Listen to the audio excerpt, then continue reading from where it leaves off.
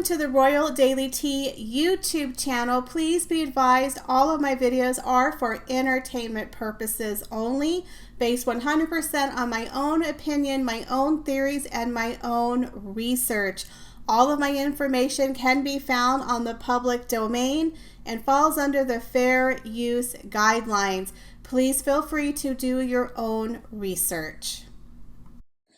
Good afternoon and welcome back to the Royal Daily Tea. So today I'm doing a very quick review on the Lifetime movie, Harry and Meghan Escaping the Palace. So right off the bat, you can tell 100% that the producers and the writers of this Lifetime movie based this show 100% off of the tabloids and the Oprah Winfrey interview. So all of the facts that are happening are basically surrounding Meghan and Harry and pretty much making them innocent victims. They're painting the royal family as evil, jealous, conniving, and they're also painting very heavily in this narrative about the two camps fighting against each other amongst the royal staff, or I guess the establishment, the firm, as they call it. So you have the Cambridges and the Sussexes, and they have these two fictional characters. One person works with William, one person works with Harry, and they fight amongst each other and basically are leaking and planning stories against one another in the press. Now, I have to say they are doing a very good job of following the timeline that is leading up until Megxit. But of course, all of the stories are stuff that came out of the tabloid or stuff that was made public. They're basing this whole story on the narrative of what we saw publicly. I don't think they had any real insights behind the scenes. Again, I believe this show took a lot of creative license based from the tabloids, what was made public, and the quotes from Harry and Meghan in the Oprah Winfrey interview. Now, I have to warn you, if you have not seen the show, the opening sequence is a bit disturbing. I will let you know there's going to be some spoiler alerts. So if you are planning to watch the show, if you're recording it, you might want to wait until after you watch it, because I'm going to give away some major doozies in regards to the show. The opening sequence shows Harry having a nightmare where he basically dreams of the car crash that killed his mother, Princess Diana. And when you open the car door, it's Meghan laying there. Now, there has been numerous reports or interviews where Harry has stated several times he believes the press is hounding his wife the way that they hounded and harassed his mother. He's constantly comparing Meghan to Princess Diana. And of course, in this movie, they are especially trying to create the narrative that Meghan is the new Diana. She's being treated the way that Princess Diana was. She's being neglected. People are jealous of her. She's a victim. So they're trying to correlate Meghan and Diana a lot throughout this movie. And with the opening sequence, when you see Meghan's character laying in the car crash, the one that killed his mother, I find that tacky, especially since we just had the 24th anniversary of Princess Diana's passing. I feel the producers really should not have put that in the movie. I think that was in poor taste. But again, Harry has this recurring nightmare of the press harassing his wife because she's a victim. I'm sorry, but I've never seen the press harassing Meghan the way they did Princess Diana. You haven't seen his wife in almost a year since she became pregnant with Lilibet Diana. You've only seen 3 or 4 appearances of her appearing on TV. You don't see a lot of paparazzi photos. You don't see her being harassed. So I don't believe that she is hounded the way Princess Diana was.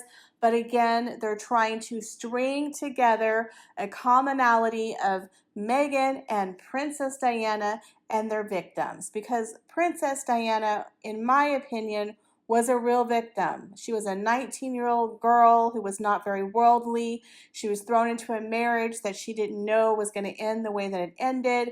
She had real problems that were not her fault.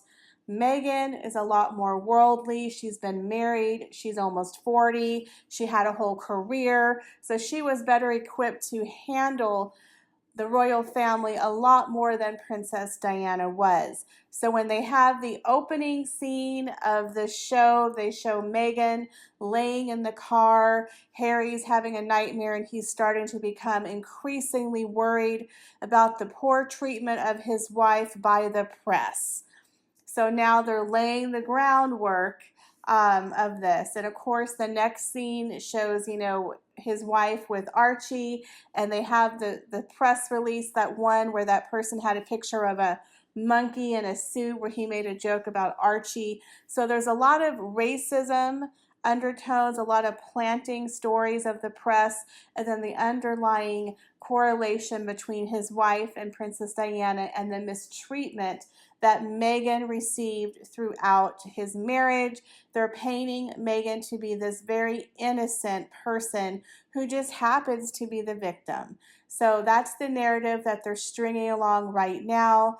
They're also painting William to be extremely bitter and jealous of Harry and Meghan's popularity, and the fact that he doesn't want to play ball with Harry. And they also highlight the feud between the brothers. Now, I will say they did portray Kate Middleton quite nicely. The actress who played her, I thought, did a very nice job. And they showed that Meghan and Kate did have a relationship, and they were trying to bring the brothers together. But of course, the brothers' relationship was extremely severed. So I did like the fact they were trying to show Kate in a good light, but they didn't show Charles and William or the Queen in a good light at all. They made it all about looks, appearances, the palace. The palace always wins was their favorite little quote, they said. And they could have a lot of truth to that. I'm not going to say we don't know what happens behind closed doors, but they're painting them all very cold, and that Harry's just innocent with his wife, and we're just trying to fit in. Like they didn't do anything at all behind the scenes, right? That Meghan never threw a fit. Meghan wasn't mean to staff. Meghan never did any of those things. She was just poor little innocent Meghan trying her darndest to fit in with the royal family. Well, I don't believe that 100%. I don't think a lot of people believe that. Meghan was very power hungry. She went in there like gangbusters and wanted to make it her own brand. So they act like during Megxit they were kind of forced. That they were forced to do Megxit. It wasn't their choice, which I don't believe that's true. As we all know, they were working on the Netflix and Spotify deal way before they left the royal family. So they're constantly comparing Meghan to being an outsider like Diana. She's just like Diana, causing problems. And so during the timeline, they're talking about Harry's speech that he gave and how, they went away for just 6 weeks to go to Canada. They didn't spend Christmas together. And then they were forced to basically take the fall. So the biggest story they had was when Prince Andrew's story came out, which was around the time of Megxit. They thought, okay, we're going to make Harry and Meghan the scapegoats. So the movie was insinuating that we're just going to make Harry and Meghan look ungrateful. We're going to blame them for leaving the royal family, for not bringing Archie around their grandmother, show them how evil they are for wanting to leave the royal family, and then we're going to push the Andrew story under the rug. And I have to be honest with you, that did happen. When Prince Andrew's story hit the airwaves, the Megxit did take precedent over Andrew, and then right after that, it was the coronavirus. And now the Andrew thing is finally coming back up, right? So that did kind of help segue the Prince Andrew story, but it didn't completely squash it. But I'm not going to say that Harry and Meghan were the scapegoats, because Harry and Meghan did it to themselves. They're not innocent bystanders. The royal family didn't throw them under the bus. The royal family didn't make them leave. The royal family didn't make them sell their name to the highest bidder and get a Netflix deal. But they're acting like, oh my God, our hands were forced.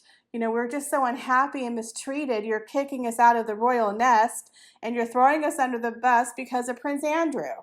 No, that's not all of it. I'm sure it probably was a nice bonus that they took over in the press for Andrew, but I don't believe that was 100% what happened. But they're trying to act like, again, Harry and Meghan were innocent. We were just trying to be nice and have a Christmas with our son, and we just wanted to take a little 6-week vacation in Canada, and we came back and the Andrew scandal happened, and then there was a press leak saying that we wanted to leave, and so we were forced to make a comment on the Sussex Royal website. So they're saying that they had to make the comment on social media and on their website that they were leaving, and then the story broke how they only gave the royal family a 10-minute heads up that they were leaving and that the Queen wasn't notified. So they're kind of twisting it and again making it look like the Royal Foundation was playing the two houses against each other. And that could be the case. I've heard that before about the royal establishment. I don't know 100%, but if that's the case, how horrible for them.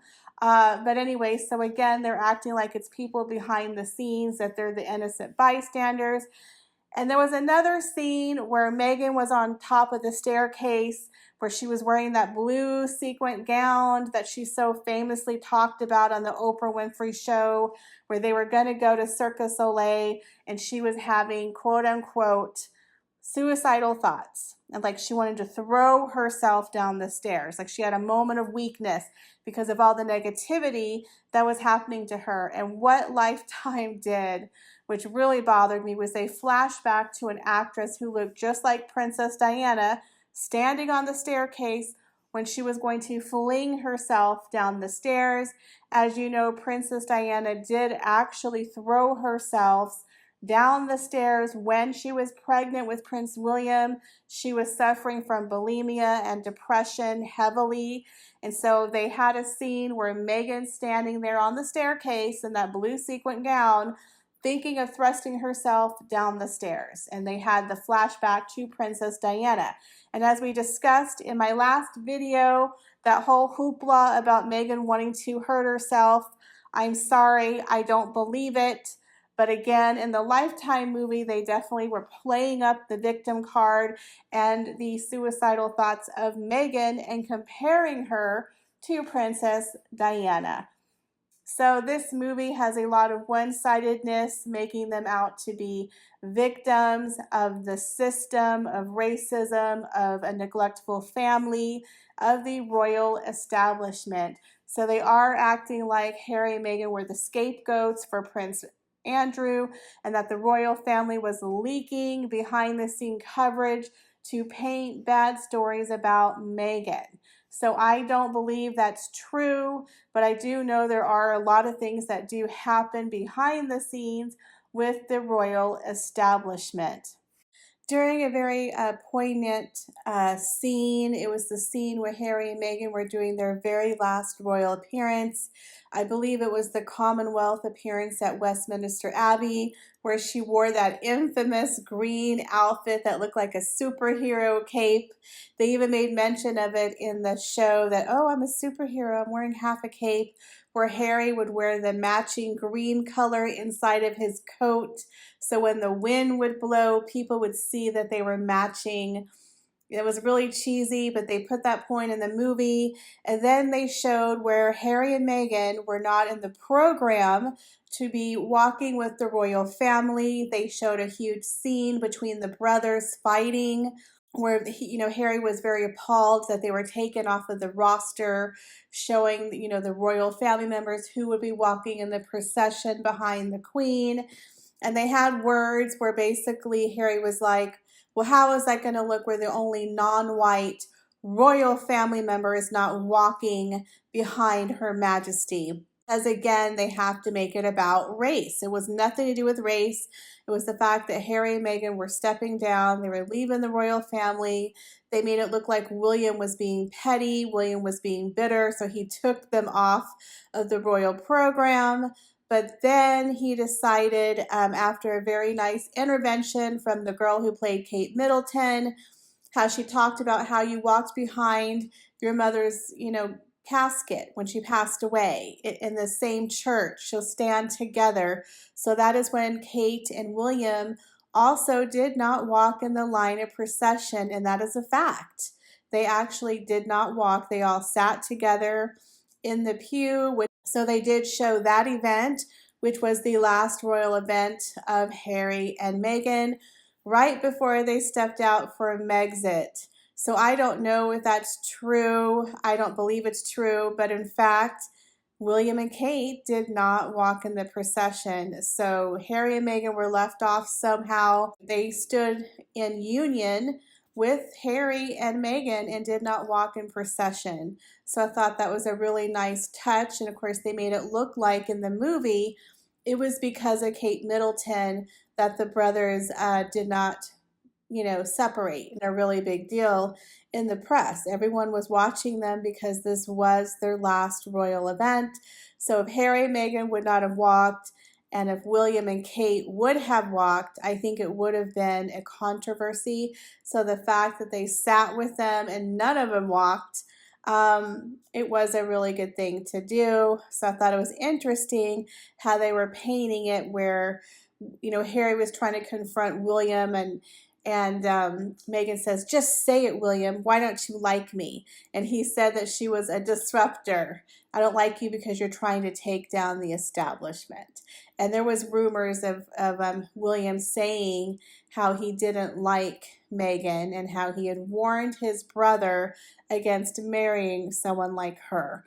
But of course, Harry was trying to implicate that it was about race. So I thought that was a very interesting part of the story that they were trying to put in there, and they did include a lot of details. Again, I believe most of this movie was made from the tabloids. I don't believe they had any, behind the scene insider sources, but it's still very, very interesting.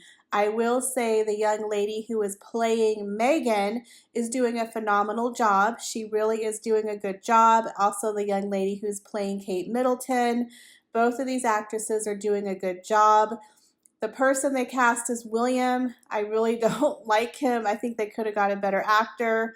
The one who's playing Harry, he's doing an okay job. The one who's playing the Queen, I think, didn't do a great job. They could have recast her a little bit better. But I do think that Meghan and that Kate were cast very, very well. And the one who's playing Harry is doing a decent job. But William, I think they could have got a better looking guy. I'm sorry. I think they didn't make him very good looking. They made him look older than he is, and I just think they could have got a better actor for that role. But so far, the movie is pretty good. I have to say, for a Lifetime movie, it's actually pretty decent the way it's unfolding with the timeline. So they do a really good job of depicting real events and then showing what, creatively what happened behind the scenes. They do mention the article she wrote about her miscarriage. They do bring up the commencement speech that she made her alma mater, and of course her talking out about her political events, her activism, and her BLM speeches. So now they're leading up to the infamous Oprah Winfrey interview, where we all know everything just falls out of the bag. I believe that interview was what really started the backlash for Harry and Meghan. I know a lot of people were kind of sick of them before they officially left for Megxit. During the Africa tour, when she made that speech, is when she started to get a lot of backlash. Then when they found out she wasn't going there for the royal Christmas, and then when it was announced for Megxit. But it wasn't until the Oprah Winfrey interview that really solidified the two camps, pro Meghan and Harry against Meghan and Harry. that is when I feel the majority of people started jumping on the two sides. Before then, I think people were all pro Harry and Meghan, or at least 90%. And a lot of people were starting to kind of against the Sussexes, but I don't think it was till officially the Oprah Winfrey interview was really the turning point in how people saw them. And then it pretty much, in my opinion, went downhill from there, especially for me. But even before then, people were kind of wondering why they went to America, why they were on these Zoom calls, why Meghan was giving all of these woke salad speeches, why she was being very, vocal about activism, about racism, about Black Lives Matters, about the election that was happening. So a lot of people were kind of, like, whoa, what's going on here? Why are they being so visible? She's suing the press for privacy, but then she leaks the story about her miscarriage, and then she gets on the Oprah Winfrey show. So then it's just been an avalanche, an onslaught of them spewing personal details about their lives, but then on the other hand, being super secret about other things. So the movie ends with basically glossing over the Oprah Winfrey interview. They didn't go through all the comments that were made about the racism, which I was actually surprised that they left that part out. And then they kind of just glanced over, oh, by the way, on June 4th, they gave birth to Lilibet Diana. Then they talked about the statue unveiling of their mother. And at the end, they showed the real photo of Prince Harry and William with their, backs to the camera looking at the statue of Princess Diana. And I have to be honest with you, that made me tear up a little bit, because at the end of the day, these are real people. These are real brothers, and it is a tragedy that they did lose their mother. And as a Princess Diana fan, yeah, it choked me up a little bit at the end. I will say that I thought the Lifetime movie did a pretty decent job, even though it was technically a one-sided show. They based it on the tabloids, leaning more toward Harry and Meghan, but they did show Kate Middleton in a positive light as a force of reason.